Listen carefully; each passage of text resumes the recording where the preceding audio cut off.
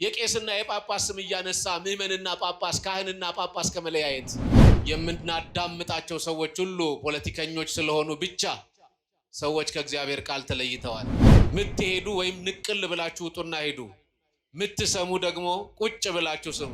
የክርስቶስ መነሳት ነው ቤተክርስቲያኒቱን ሕያው ያደረጋል። በሽርሽር የእግዚአብሔርን ቤተ መቅደስ አታፍርሱት። ክርስቶስ ባይነሳ ለቅዱስ ጳውሎስ ስብከታችን ከንቱ ነው። ትንሣኤ እንጀራ አይደለም፣ ትንሣኤ ዳቦ አይደለም፣ ትንሣኤ ስጋ መብላት አይደለም። ትንሣኤ ማለት ክርስቲያኖች ክርስቶስን ማግኘት ነው። ትንሣኤ ማለት ከክርስቶስ ጋር መኖር ነው። ትንሣኤ ማለት የክርስቶስን ሞትና ትንሣኤ መረዳትና ከሱ ጋር ለዘላለም መኖር ነው። መንፈሳዊ ሕይወታችን ልምምድ አይደለም፣ ክርስትናችን ልምምድ አይደለም። እንዴት ነው ሰዎች ክርስቶስን አታውቁም ሲሏችሁ አናውቀውም ነው ሳናውቀው ኖሮናል የምትሉት? ወደድንም ጠላንም ትናንትና ሩጠን መተን ጉልበት ስመን መስቀል በምንሳለመው ልክ እየተሳለምን አይደለም።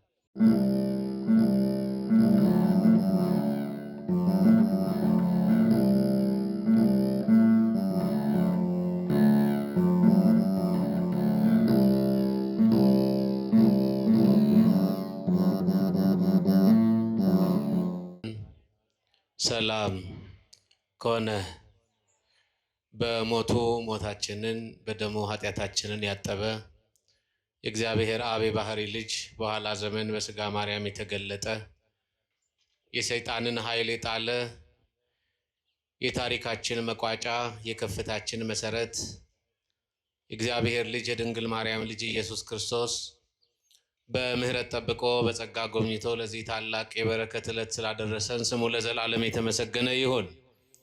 ለቃል መውረድ ለስጋ እርገት ምክንያት የሆነች አፍጣኒተ ረድኤት ሳሊተ ምህረት ምዕራገ ጸሎት እማ አምላክ ወላዲተ አምላክ ድንግል ማርያም ጣዕሟ ካንደበታችን ፍቅሯ በልቦናችን ይደርብን። እጅግ የተወደዱ አባታችን መልአከ ሃይማኖት መምህር ኢሳያስ ቸርነት በኢትዮጵያ ኦርቶዶክስ ተዋሕዶ ቤተክርስቲያን በአዲስ አበባ ሀገረ ስብከት የደብረ ከዋክብት አቡነ አረጋዊና ወገብረ ክርስቶስ ቤተ መቅደስ ዋና አስተዳዳሪ፣ የመንጋው እረኛ፣ ክቡር መጋቤ ሐዲስ መምህር ዮሐንስ አደራው የዚሁ ታላቅ ቤተ መቅደስ ዋና ጸሐፊ፣ ተወዳጁ መምህራችን መምህር አብይ የዚህ ታላቅ ደብር የስብከተ ወንጌል ኃላፊ፣ ክቡራን መምህራነ ወንጌል፣ ሊቃውንተ ቤተክርስቲያን፣ አበው ካህናት፣ አበው ዲያቆናት፣ በዚህ ማለዳ የእግዚአብሔርን ቸርነት የጻድቁ አባታችን የአቡነ አረጋዊንና የገብረ ክርስቶስን በረከት ናፍቃችሁ ከቅዱሱ የእግዚአብሔር ዙፋን የተሰበሰባችሁ ኦርቶዶክሳውያን፣ ኦርቶዶክሳውያት፣ ምዕመናንና ምዕመናት፣ ወራዙትና ሕፃናት ሁላችሁ እንደምን አደራችሁ? ድምጻችሁ አንሷል። እንደምን አደራችሁ? በኢትዮጵያ ኦርቶዶክስ ተዋሕዶ ቤተክርስቲያን ምዕመናን ሁልጊዜ አዲስ የሚሆንብኝ አንድ ነገር አለ። ተሳልሞ ሀይጆች እንጂ ወንጌል ሰምተን ጠላት የምናሸንፍበትን አቅም የማደራጀት ጉልበታችን በጣም ዝቅ ከማለቱ የተነሳ ብዙዎቻችን የዕለት ጥያቄያችን ላይ ብቻ ነው የምናተኩረው። በተለይ የወጣትነት ዕድሜ ዘመን ላይ ያላችሁ ብቻ ሳትሆኑ በከፍታ ዕድሜ ውስጥ ያላችሁም ብትሆኑ የእግዚአብሔር ቃል ያስፈልገናል። እውነት እንነጋገር ከተባለ የእግዚአብሔርን ቃል መስማት ካቆምን 40 ዘመናት አልፈውናል። ምን እያልክ ነው? ቤተክርስቲያን እኮ ወንጌል መስበክ የጀመረችበት ጊዜ ጀምሮ እየሰማን ነበር ትሉኝ ይሆናል። ግን አይደለም። ምክንያቱም 40 ዘመን ብዬ የቆጠርኩላችሁ ዘመን ለመቁጠር ብቻ አይደለም። እግዚአብሔር የሚደመጠው እግዚአብሔር የሚሰማው በነቢያቱ ነበር በብሉይ ኪዳን፣ ኋላም በሐዲስ ኪዳን በቅዱሳን ሐዋርያት እውነተኛ ቃሉ ለዓለም ደርሷል። የተረዱ መንፈስ ቅዱስ ያደረባቸው በአንድ ቀን 3000 ሕዝብ እያጠመቁ የእግዚአብሔር አባል አድርገዋል። ከዛም ባለፈ በተለያዩ ዘመናት የሚነሱ ሊቃውንት መምህራን ቤተክርስቲያንን በአግባቡ ጠብቀው አስጠብቀው ክብሯን እየገለጡ በጠላት ፊት እየመሰከሩ የሚሰሟቸው ምዕመናን ልጆቻቸውን በበረከት እየመገቡ ኖረዋል። 40 ዘመን ግን ካህን የማይደመጥበት፣ ቤተ ክርስቲያን የማትሰማበት፣ ነቢያቱ፣ ካህናቱ፣ አገልጋዮቹ፣ መምህራኑ የሚናገሩትን ቃል የሚያዳምጥ ሕዝብ የጠፋበት፣ የፖለቲካ ርዕዮተ ዓለሞች እየገዙን የምናዳምጣቸው ሰዎች ሁሉ ፖለቲከኞች ስለሆኑ ብቻ ሰዎች ከእግዚአብሔር ቃል ተለይተዋል። ወደድንም ጠላንም መሻገሪያ ጉልበታችን፣ እግዚአብሔርን የምናይበት ኃይላችን፣ ዘመን የማይሽረው ስርዓተ ማህበር የማያሻሽለው ሕያው የሆነው የእግዚአብሔር ቃል ነው። እስኪ በዚህ ግቢ ውስጥ ያላችሁ እንቅስቃሴያችንን አቁመን ጥቂት ደቂቃዎች የእግዚአብሔር ቃል እንሰማለን የምትሉ እጃችሁን አሳዩ። ምትሄዱ ወይም ንቅል ብላችሁ ውጡና ሄዱ። ምትሰሙ ደግሞ ቁጭ ብላችሁ ስሙ። በሽርሽር የእግዚአብሔርን ቤተ መቅደስ አታፍርሱት። ሁላችሁም አርፋችሁ ተቀመጡ። ምትንቀሳቀሱ ቁጭ በሉ፣ ምትሄዱ ርፍ በሉ። ሩጠን የትም አንደርስም። እንደምን አደራችሁ? ድምጻችሁን ከፍ አድርጉት። እንደምን አደራችሁ? እንኳን ለብርሃነ ትንሣኤው በሰላም በሕይወት በጤና አደረሰን አደረሳችሁ። በደንብ አድርጋችሁ አመስግኑት እግዚአብሔርን። በጣም አጠር ላለ ደቂቃ ነው የእግዚአብሔርን ቃል የምንሰማው። ትንቢተ ኢሳይያስ ምዕራፍ 25 ቁጥር 8 ላይ ያለ የእግዚአብሔር ቃል መነሻ አድርገን እናያለን። ሞትን ለዘላለም ይለውጣል የሚል ቃል ነው። እስኪ ሁላችሁ ከኔ ጋር በሉ፣ ሞትን በሉ። ድገሙት። ለዘላለም ይለውጣል። ምንን? ለምን? ለዘላለም። ምን ይላል? ክብር ይግባውና የክብር ባለቤት አምላካችን እግዚአብሔር ቅድመ ዓለም የነበረ ማዕከል ዓለም ያለ ዓለምን አሳልፎ የሚኖረው ክርስቶስ በሥጋ ማርያም ከመገለጡ አስቀድሞ 700 ዓመት ይቀድም የነበረው ነቢይ ኢሳይያስ ስለ ክርስቶስ ሞትና ትንሣኤ ብቻ አይደለም፣ ስለ ክርስቶስ መወለድ፣ ስለ ዓለም መፈጠርና ከዓለም በኋላ ስለሚሆነው ነገር ሁሉ በብሉይ ኪዳን መጻሕፍት ከተጻፉ ቅዱሳት መጻሕፍት መካከል ደረቅ ሐዲስ ኪዳን ተብሎ ከሚጠራ መጽሐፍ መካከል አንዱ የኢሳይያስ መጽሐፍ ነው። ነቢይ እግዚአብሔር ኢሳይያስ በእምነት የበረታ በቅድስና የጸና ጉድለቱ ሲገባው ንስሐ መግባት የቻለ ብቻ ሳይሆን በኃጢአት የቆሸሹትን በበደል የረከሱትን ከክብር የጎደሉትን ነገስታትን ፊት ለፊት ሄዶ የተቃወመ ወደ እግዚአብሔር እንዲመለሱ ያደረጋቸው ንስሐ እንዲገቡ ያደረጋቸው ትልቅና በጎ ንጹህና ጻድቅ ነቢይ ነው ኢሳይያስ። ስለ ኢሳይያስ ብዙ እየተረክን ጊዜ አንወስድባችሁም። ነገር ግን የኢሳይያስን ቅድስና በጥቂቱ እንድታዩት ስለምፈልግ ብቻ ነው። ታዲያ ይህ ነቢይ በዚህ በ25ኛው ምዕራፍ በ8ኛው ቁጥር ላይ ሞትን ለዘላለም ይለውጣል አለ። ሞትን ለዘላለም ይለውጣል ብቻ አይደለም የሚለው እንባንም ከሰው ልጆች ፊት ላይ ያብሳል ይላል። ክርስቲያኖች፣ የሰው ልጆች 5500 ዘመን በመንጸፈ ደይን ወድቀው በግራ አጋንንት ተጠቅጥቀው በዲያብሎስ ሰንሰለት ታስረው ሞተ ሥጋ ሞተ ነፍስ ተፈርዶባቸው በኃጢአትና በበደል በእንግልትና በስቃይ ይኖሩ ነበር። የሰው ልጆችን ሊያድን የቻለ በብሉይ ኪዳን ዘመን አንድም ጻድቅ አንድም በጎ ሰው አልነበረም።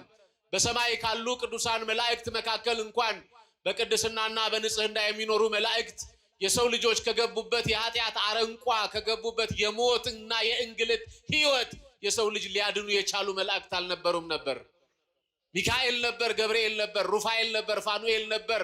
7ቱ ሊቃነ መላእክት 99ኙ ነገደ መላእክት ነበሩ። የሰው ልጅ ግን ከገባበት የሞት አዋጅ ማዳን አልቻሉም። የሰማችሁ ነው? አልቻሉም። እነ ኢሳይያስ ነበሩ፣ እነ ሕዝቅኤል ነበሩ፣ እነ ዳንኤል ነበሩ። በብሉይ ኪዳን ዘመን ደጋግ የምንላቸው እነ ሴት፣ እነ ሄኖክ፣ እነ መላልኤል ደጋጎቹ ቅዱሳን ነበሩ። ግን የሰው ልጅ ከገባበት የሞት አዋጅ ሊያድኑት አልቻሉም። ስላልቻሉ የእግዚአብሔር ልጅ ወደዚህ ዓለም መምጣት ነበረበት። ተቀዳሚ ተከታይ የሌለው አንድ ልጁን ክርስቶስን እግዚአብሔር ወደዚህ ዓለም ላከው። ለዚህ ነው ቅዱስ ዮሐንስ ወንጌላዊ በዚህ በዮሐንስ ወንጌል ምዕራፍ 3 ቁጥር 16 ላይ እስመ ከመዝ አፍቀሮ እግዚአብሔር ለዓለም ወመጠወ ወልዶ ዋህደ ይላል። ይገርመኛል ይሄ ቃል። እግዚአብሔር ዓለምን ከመውደዱ የተነሳ አንድ ልጁን ወደ ዓለም ላከው ይላል። ስንት ልጁን? ድገሙት። ለእግዚአብሔር አብ አንድ ልጁ ነው። ለእናቱ ለድንግል ማርያምም አንድ ልጇ ነው።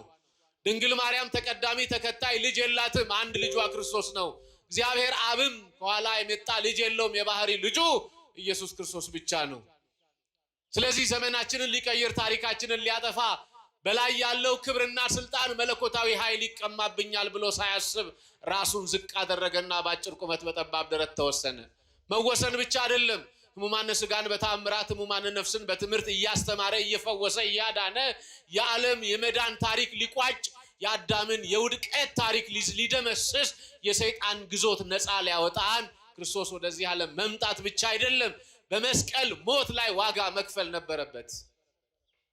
ክርስቲያኖች የኛ ህይወት እንዲሁ ዝም ብሎ የመጣ አይደለም። በመስቀል በሞት የተከፈለ ህይወት ነው የኛ። ይግባቸው ኦርቶዶክሳውያን። ክርስትና ቋንቋ አይደለም፣ ክርስትና ልብስ አይደለም፣ ክርስትና ነጠላ አንጠልጥሎ ወደ ቤተ መቅደስ መምጣት አይደለም። ክርስትና መኖር ነው። ክርስትና እንደኖሩት እንደ አቡነ አረጋዊ እንደኖሩት እንደ አቡነ ገብረ ክርስቶስ ነው። ክርስትና በአባቱ ቤት ደጃፍ ላይ ለማኝ ሆኖ እስከ መቀመጥ ድረስ በመሰጠት የተገኘ ህይወት ነው ክርስትና። ልምምድ አይደለም። የተወለድክበትን ቀዬ ያደግክበትን መንደር ንቀህ ትተህ ክርስቶስን ፍለጋ እስከ ዓለም ዳርቻ ድረስ መውጣት ነው። ክርስቶስን መፈለግ ማግኘት። ኦርቶዶክሳውያን ልምምድ አታድርጉት።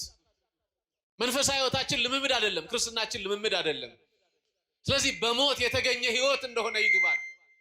በመከራ የተገኘ በመሰቀል የተገኘ ህይወት እንደሆነ ሊገባን ይገባል። እሱ ሲገባን ነው ክርስቲያኖች እርፍ ብለን እሱን መስማት የምንጀምረው። እሱን እንሰማ እግዚአብሔር የልቦናችንን ጆሮዎች ይክፈትልን። አሜን በሉ። መድኃኔዓለም የልቦናችንን ጆሮዎች ይክፈትልን። ክርስቲያኖች አስተውሉ።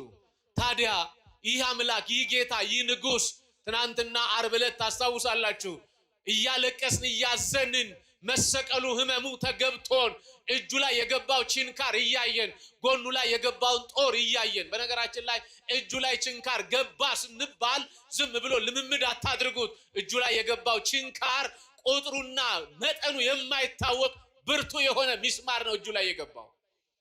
ይሄን በደንብ አድርጋችሁ አስተውሉ። እያለቀስን ነው እጁ ላይ የገባውን ሚስማር ያየነው። አናቱ ላይ የተሰገሰገውን የሾህ አክሊል ያየነው እየተንሰቀሰቅን ነበር። አዎ ጎኑ ላይ የገባውን ጦር ያየነው እያለቀስን ነበር። አዎ የሰውነቱ ላይ የገባው የወደቀውን የጅራፍ መዓት ስናይ ስጋው ከሰውነቱ እየተቦጨቀ እየወደቀ ደሙ እንደ ጎርፍ ምድርን እያጥለቀለቀ ስናየው እያለቀስን ነበር። አዎ ግን ወደ ልክ 11 ሰዓት ወደ መቃብር ሲወርድ ክርስቶስን እያለቀስን ሸኝተነው ነበር።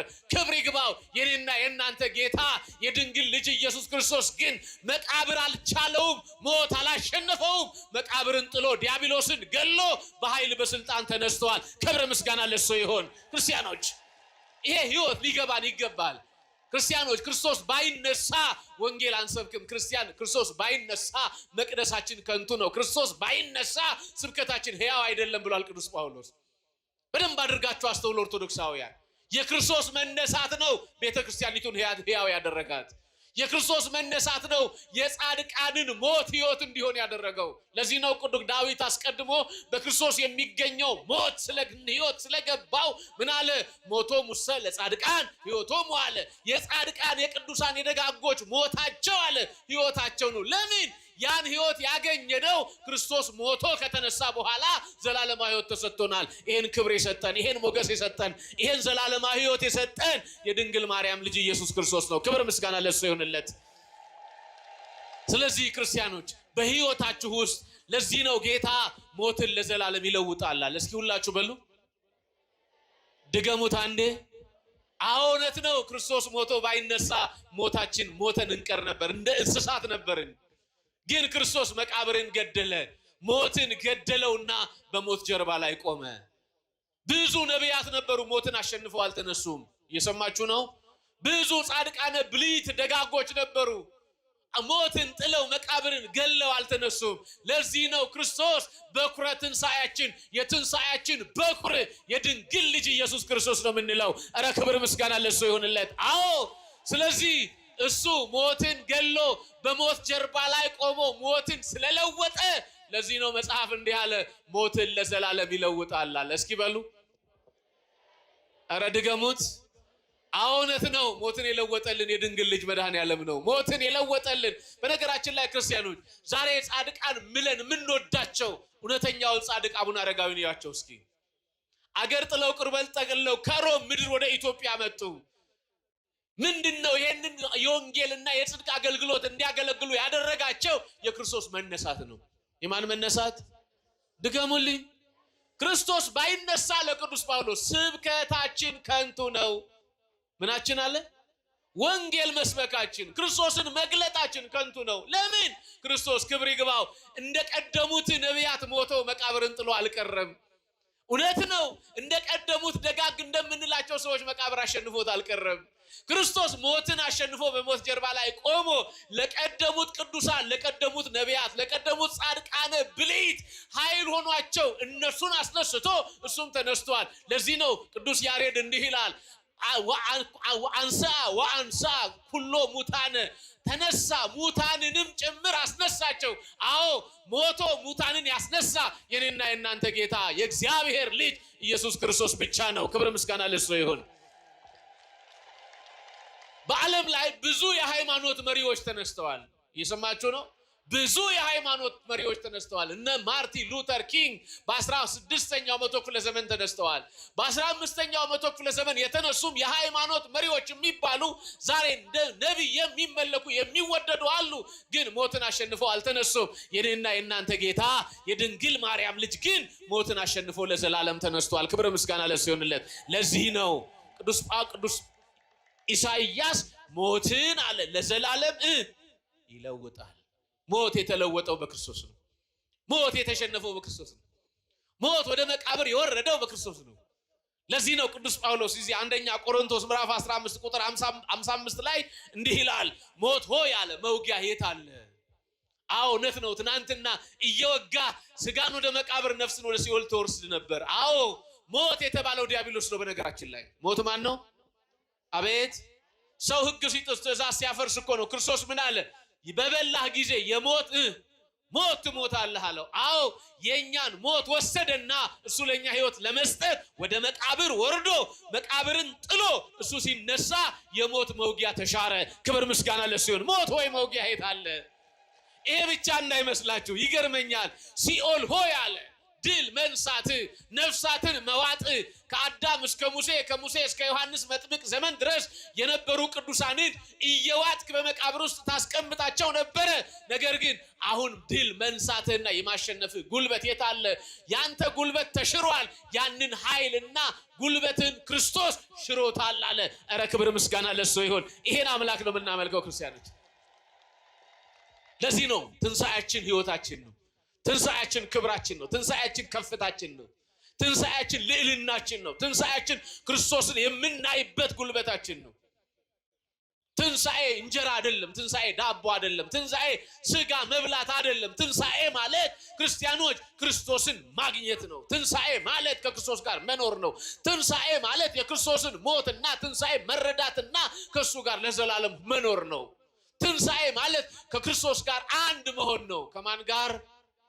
ትንሣኤ ማለት እሱ ነው። ክርስቲያኖች አስተውሉ። ለዚህ ነው ቅዱስ ዮሐንስ በዚህ በዮሐንስ ወንጌል ምዕራፍ 11 ቁጥር 25 ላይ ትንሣኤና ሕይወት እኔ ነኛል። የመቃብር ጥቅስ አይደለም፣ ይሄ የሕይወት ጥቅስ ነው። የሰማችሁ ነው? በሉላችሁም ትንሣኤና በሉ። ማርያምን አይሰማም። ሕይወት እኔ ነኝ፣ የሚያምንብኝ ቢሞት እንኳ በሕይወት ይኖራል። የመቃብር ጥቅስ አይደለም፣ ይሄ የሕይወት ጥቅስ ነው። ብዙ ጊዜ መቃብር ላይ ነው ይሄን ጥቅስ የምታዩት። ብዙ ጊዜ 40 ሲጻፍላችሁ ነው ይሄን ጥቅስ የምታዩት። ይሄ ጥቅስ የሕይወት ጥቅስ ነው። የሚያምንብኝ እኮ ነው ያለው። ምን የሚልብኝ? አዎ ያመኑበት ጻድቁ አቡነ አረጋዊ ሕያው ናቸው። ያመነበት ጻድቁ ገብረ ክርስቶስ ሕያው ነው። እየሰማችሁ ነው? ስለዚህ የሚያምንብኝ ሕያዋን ናቸው። በጣም የሚገርመኝ የእግዚአብሔር ቃል አለ። ክርስቶስ የተናገረው ቃል ነው። እዚህ ማቴዎስ ወንጌል ምዕራፍ 22 ላይ ነው። እንዲህ ይላል፣ እኔ የአብርሃም የይስሐቅ የያዕቆብ አምላክ ነኝ ይላል። እስኪ በሉ እኔ በሉ የአብርሃም የይስሐቅ የያዕቆብ አምላክ ነኝ፣ የሕያዋን አምላክ ነኝ እንጂ የሙታን አምላክ አይደለሁም። ይሄን ክርስቶስ በስጋ ወራት በሚያስተምርበት ጊዜ የተናገረው ቃል ክርስቶስ በነበረበት ዘመን አብርሃም ነበር? ንገሩኝ፣ ነበር? ንገሩኝ እንጂ።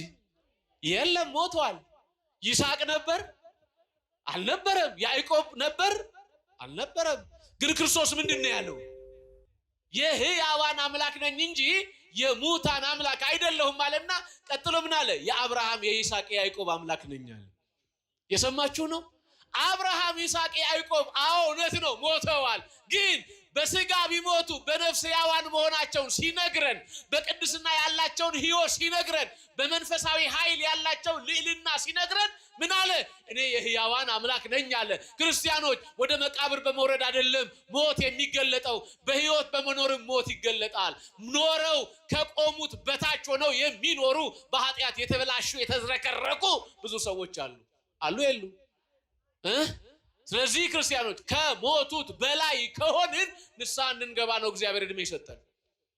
በሕይወት ሕያዋን እንድንሆን ይፈልጋል እግዚአብሔር። አብርሃም ይስሐቅ ያዕቆብ ወደ መቃብር ቢወርዱም በታሪካቸው በስራቸው በማመናቸው በማምለካቸው ምኖች ናቸው? ሕያዋን ናቸው። ዛሬም እኛ በማምለካችን ሕያዋን እንድንሆን ማን ይርዳን? ለዚህ ነው የሕያዋን አምላክ ነኝ አለ። ሞትን ያሸነፈው ሞትን የለወጠው ጌታ የሕያዋን አምላክ ነኝ አለ። ጥሩ ሰዓታችሁ እንዳልወስድባችሁ ኢሳይያስ 51 ቁጥር 14 ላይ እንዲህ ይላል፣ ምርኮኛ ፈጥኖ ይፈታል ይላል። እስኪ በሉ ምርኮኛ በሉ። ፈጥኖ ይፈታል፣ አይሞትም፣ ወደ ጉድጓድም አይወርድም። አይገርምም? ምርኮኞች ነበርን 5500 ዘመን። በጣም የሚገርመው ወደ መቃብርም ወርደን ነበር፣ ግን ማንም ሊፈታው የማይችለው የሲኦልን መዝጊያ የፈታው የኔና የናንተ ጌታ ነው። ለዚህ ነው ቅዱስ ያሬድ እንዲህ አለ፣ እስመ ሰበረ ሆሃተ ብርት ወቀጥቀጠ መናስቅ ተዛሐጺን። የብረት መዝጊያዎችን ሰባብሮ መቃብርን ፈቶ ትንሣኤያችን የገለጠልን ማን? ክርስቶስ። ክብር ምስጋና ለሱ ይሁን። በደንብ አድርጋችሁ አመስግኑት ክርስቲያኖች። ይሄን አምላክ ነው የምናመልከው። ክርስቲያኖች እባካችሁ ይሄን ወንጌል ስሙት። ቤተክርስቲያን እንዲህ ነው ወንጌል የምትሰብከው፣ እንዲህ ነው ክርስቶስን የምታሳየው። እንዴት ነው ሰዎች ክርስቶስን አታውቁም ሲሏችሁ አናውቀውም ነው ሳናውቀው ኖሮናል የምትሉት? ከዚህ በላይ እንዴት አድርገን እንግለጠው ክርስቶስን? እንዴት አድርጎ እንዳስነሳ፣ እንዴት አድርጎ እንደገለጠ። በጣም የሚገርመው የሲኦልን መዝጊያ እኮ ነው የሰባበረው የኛ ጌታ። ኧረ ክብር ምስጋና ለሱ ይሁን። ያውም የብረት መዝጊያዎችን ነው የሚለው። የምን መዝጊያዎች? የብረት መዝጊያዎችን ሰባበረና የትንሣኤያችን ኃይል ሆነን ፈታን፣ ነፃ ወጣን። እናንተ የነፃ የወጣን ህዝቦች ነን። እስኪ እኔ ነፃ ወጥቻለሁ የምትሉ እጃችሁን ከፍ አድርጉ ልያችሁ። ነፃ በወጣቱን ያላመነ እኮ ስንት ሰው አለ። ክርስቶስ በሞቱ ነፃ አውጥቶኛል ብላችሁ የምታምኑ አንሱ እንዴ! አትፍሩ ክርስቲያኖች። ክርስቶስ በሞቱ ሁላችንንም ምን አድርጎናል? ንገሩኝ። ክብር ምስጋና ለሱ። ነፃ አውጥቶናል። ይሄ ነፃነት ይግባችሁ። አዎ ለዚህ ነው ኢሳይያስ ሞትን ለዘላለም ይለውጣል። በሉ እስኪ ሞትን ለዘላለም ምን ይላል? በጣም ምሳሌ ሲሰጠን ራሱ ክርስቶስ ምን አለ መስላችሁ? ዮሐንስ ወንጌል ምዕራፍ 12 ቁጥር 24 ላይ የስንዴ ቅንጣት ወደ ምድር ይወድቃል አለ። የምን ቅንጣት? ገበሬ ታውቃለሁ። መቼም ገበሬ አካባቢ የኖራችሁ ሰዎች ታውቃላችሁ። የግድ አንድ ስንዴ ሲዘራ የግድ ምን መሆን አለበት? አፈር መልበስ አለበት አይደል? አፈር ውስጥ መግባት አለበት። ምን አለ ታዲያ ቅዱስ ዮሐንስ ወንጌላዊ የጌታን ቃል ሲናገር የስንዴ ቅንጣት ወደ ምድር ይወድቃል ካለ በኋላ ይሞታል አለ። ምን ይላል? ይሞታል። አዎ አካሉ ያልቃል። ከዛሳ አለ በምድር ላይ ብቻዋን ትቀራለች፣ ብትሞትም ግን አለ ብዙ ፍሬ ይዛ ትነሳለች አለ። እስኪ ሁላችሁም ብዙ ፍሬ በሉ። ይዛ ትነሳለች። እናንተ ፈርሰን በስብሰን መቃብር ውስጥ አንቀርም። ስንዴዋ ፈርሳ ሌላ አዲስ አካል ይዛ እንደምትነሳ እኔና እናንተ ከምድር የያዝነውን በጎ ስራ ይዘን እንነሳለን። ክብር ምስጋና ለሱ ይሁን። እንነሳለን። ይሄን ጸጋ የሰጠን ይሄን ኃይል የሰጠን ክርስቶስ ነው። ይሄንን በደንብ አድርጋችሁ ቤተክርስቲያን እንድታዩ ትፈልጋለች። ክርስቲያኖች እባካችሁ ተሳላሚዎች ብቻ አንሁን። በደንብ ጊዜ እንስጠው ለእግዚአብሔር ቃል። ተፎካካሪያችን የሚጣላን ቤተክርስቲያኒቷን ስሟን የሚያጠፋው ብዙ ነው። ምን አለበት ይሄን የወንጌል አገልግሎት ቢሰብከው? ምን አለበት ዩቲዩቡን ይሄን የወንጌል አገልግሎት እንዲሳለጥና መንፈሳዊ አገልግሎቱ እንዲበዛ ቲክቶከሩ ዩቲዩበሩ ዋጋ ቢከፍል? የቄስና የጳጳስ ስም እያነሳ ምዕመንና ጳጳስ ካህንና ጳጳስ ከመለያየት እውነት ውሸት። ዓለማችን እንዲህ ናት። አያችሁ፣ በጎ በሰራችሁ ቁጥር ጽድቅ በበዛላችሁ ቁጥር ትፈተናላችሁ። በነገራችን ላይ ቲክቶክ ላይ ፌስቡክ ላይ የሚጻፍላቸው ሰዎች ስለ ሁለት ነገር ነው ብዬ አስባለሁ። ስለ ስንት አልኳችሁ? አንደኛው ጽድቃቸው ስለበዛ እግዚአብሔር ጽድቃቸውን በሰው እንዲበላ ስላደረገ እነሱ በመከራ ውስጥ እያለፉ ደስተኞች እንዲሆኑ ሊያደርጋቸው ነው። አንዱ ይሄ ነው። ሁለተኛ የሰሩት በደልና ኃጢአት ካለ በዚያ ልክ እንዲጸጸቱ ሊያደርጋቸው ሊሆን ይችላል ብዬ አምናለሁ። ስለ ስንት አልኳችሁ? ግን የኛ መባላት ለመቅደሱ ክብር አይደለም። የሚጽፈው የሚናገረው ስለ አንድ ቤተክርስቲያን አስተዳዳሪ ስለ አንድ ጳጳስ የሚያወራው ቲክቶከር ማህተብ አሰርኩ የሚል ክርስቲያን ነው። እውነት ውሸት? የእነንትናን ቤት ወሬ ሰምተን እናውቃለን? ስም አልጠራውም። የእነንትና ካልኩ ይገባችኋል። ሰምታችሁ እናውቃለን? ኧረ አናውቅም። አንድም ቀን ስለነሱ እርስ በርስ ክፉ ሲነጋገሩ ሰምተን አናውቅም። የኛ ግን ትንሿ አደባባይ ትወጣለች። አያችሁ፣ የተፈወሰ አይምሮ የሰከነ ህሊና ስለሌለን ነው። ማን ይርዳን? ማን ይፈውሰን? ባካችሁ ከጥቅም ይልቅ የእግዚአብሔርን ክብር ግለጡበት። የመረጃ መረቦቻችሁን ፕላትፎርሞቻችሁን በአጠቃላይ ማን ይክበርበት? የሰው ስም በማንሳትና በማብጠልጠል አገልግሎቱን አደባባይ በማውጣት ቤተክርስቲያንን ከፍታ እናመጣ። አባትና ልጅ መቅደስና ምእመን ነው የምንለየው። እውነት ውሸት? ልባችሁ ምን ይላችኋል? የእናንተ ልብ ምን ይላችኋል? ትክክል ነኝ አይደለሁም? እውነታው እሱ ነው። ወደድንም ጠላንም ትናንትና ሩጠን መተን ጉልበት ስመን መስቀል በምንሳለመው ልክ እየተሳለምን አይደለም። ያን ያደረገብን ማን ነው ካላችሁ የመረጃ መረቦች ናቸው። እውነት ውሸት? አባ ገሌን፣ ቄስ ገሌን፣ መምህር ገሌን፣ ካህን ገሌን እንዳንተማመን አደረገን። ይሄ ምንድነው ካልን ሰዎች በህሊናቸው ሲሞቱ መንፈሳዊ ጽድቃቸውን እያጡ ይሄዳሉ። በመናቸው አልኳችሁ? በህሊናቸው ሲሞቱ። ስለዚህ ከህሊና ሞት መውጣት ያስፈልጋል። ከመንፈሳዊ ሞት መውጣት ያስፈልጋል። ምክንያቱም ክርስቶስ ሞትን ሲለውጥ ሞት ወደ ህይወት ከተለወጠ በኃጢአት የቆሸሸው ህይወታችንን በቅድስና መለወጥ አለበት። ማን ይርዳን? እግዚአብሔር ሁላችንንም ያግዘን። ሌላው ቅዱስ ጳውሎስ የተናገረውን ቃል የሐዋርያት ሥራን ቅዱስ ሉቃስ ሲጽፍ በዚህ በሉቃስ በግብረ ሐዋርያት ምዕራፍ 2 ቁጥር 24 ላይ የተነገረ አንድ ቃል አለ። እግዚአብሔር ግን የሞትን ስልጣን አጥፍቶ ይላል።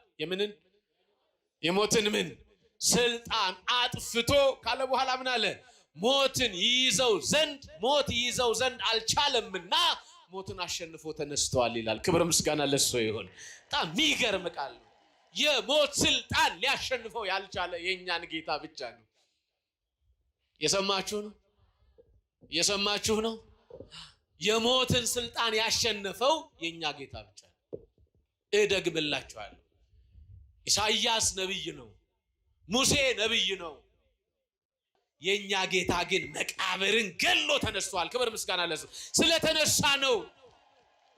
ስለተነሳ ነው እኮ አምነን ድምጻችንን አፋችንን ሞልተን በድፍረት በሙላት በኃይል የምንመሰክረው። ለምን ካላችሁ ትንሣኤከ ለእለ አመነ፣ ትንሣኤህን ለምናምን ለኛ ብርሃነከ ፈኑ፣ ብርሃንህን ለኛ ላክልን። አዎ ብርሃንን ላክልን ያለው ጌታ ብርሃንን ልኮልን ህሊናችንን አበራልን፣ ልባችንን አበራልን፣ ፊታችንን አበራልን። ኧረ ክብር ምስጋና ለሱ ይሁን። አበራልን እሱ። ስለዚህ የኛ ጌታ ሞትን ለዘላለም ይለውጣል። በሉ እስኪ ሞትን ለዘላለም ድገሙት። ሞትን ለዘላለም። አያችሁ፣ ሞትን የለወጠ አምላክ ነው የኛ አምላክ። የመጨረሻ ጥቅስ ልስጣችሁና ትምህርቴን ልጨርስ። የትንሣኤ ሐሳቦች በመጽሐፍ ቅዱስ ከኦሪት ዘፍጥረት እስከ ዮሐንስ ራእይ ማጠቃለያ ድረስ የሚያልቁ አይደሉም፣ ግን አጭር መረጃ ነው። ከክርስቶስ ጋር ከሞትን ከክርስቶስ ጋር በህይወት እንኖራለን ይላል። እስኪ ሁላችሁ በሉ ከክርስቶስ ጋር በሉ። ድገሙት። ከሞትን ከክርስቶስ ጋር በሕይወት እንኖራለን። አያችሁ፣ የሞት ታሪኮቻችንን በክርስቶስ በሕይወት እንድንኖር ከሱ ጋር ስንኖር በሕይወት መኖራችንን የምናረጋግጥበትን ኃይል ነው ቅዱስ ጳውሎስ ይነገረን። እንዴት ነው ከክርስቶስ ጋር ከሞትን ስንል? በጥምቀት ስንሞት በትንሣኤ ሕያዋን እንሆናለን። በነገራችን ላይ አንድ ክርስቲያን ሲጠመቅ ኃጢአትን ይቀብራል። የሰማችሁ ነው። ኃጢአትን ይቀብራል። ወደ ውሃ ውስጥ ጥልቅ ሲል ሞቱን ነው የሚያሳየው። ሲወጣ ትንሣኤውን ነው የሚያሳየው። ልክ ወደ መቃብሩ ገብቶ ወይም ወደ ውሃ ውስጥ ሲዘፈቅ ኃጢአትን እየቀበረ ነው። ከውሃ ውስጥ ሲወጣ ትንሣኤን እያረጋገጠ ነው። ስለዚህ ነው ቅዱስ ጳውሎስ ሞቱን በሚመስል ሞት አለ ከሱ ጋር ከተባበርን ትንሣኤውን በሚመስል ትንሣኤ ደግሞ አለ ከሱ ጋር እንተባበራለን። ኧረ ክብር ምስጋና ለሱ ይሁን፣ ለሱ ለአምላካችን። ይሄን ክብር፣ ይሄን ኃይል፣ ይሄን ጸጋ የሰጠን የእግዚአብሔር ልጅ የድንግል ማርያም ልጅ ክብር ምስጋና ይግባው። እስኪ ሁላችሁም አንድ ጊዜ ርዕሱን ከኔ ጋር በሉ። ሞትን በል። ማርያምን አልሰማውም። ለዘላለም ይለውጣል። ሞታችንን የለወጠልን፣ ዲያብሎስን የገደለልን፣ በሕይወት እንድንኖር ሕይወት የሰጠን የትንሣኤያችን ብርሃን የቅዱሳን አባቶቻችን የነ አቡነ አረጋዊ የነ ጻድቁ ገብረ ክርስቶስ ሕይወት ኃይል ጉልበት የሆነ እነሱን በቅድስና ያጸና በረከታቸው እንዲተርፈን የእነሱን ቅድስና ለእኛ በረከት አድርጎ የሰጠ ማን ይመስገን? ያስተማረን የመከረን አምላክ ክብር ምስጋና ይግባው። ትምህርቴን ጨርሻለሁ። ማን ይመስገን?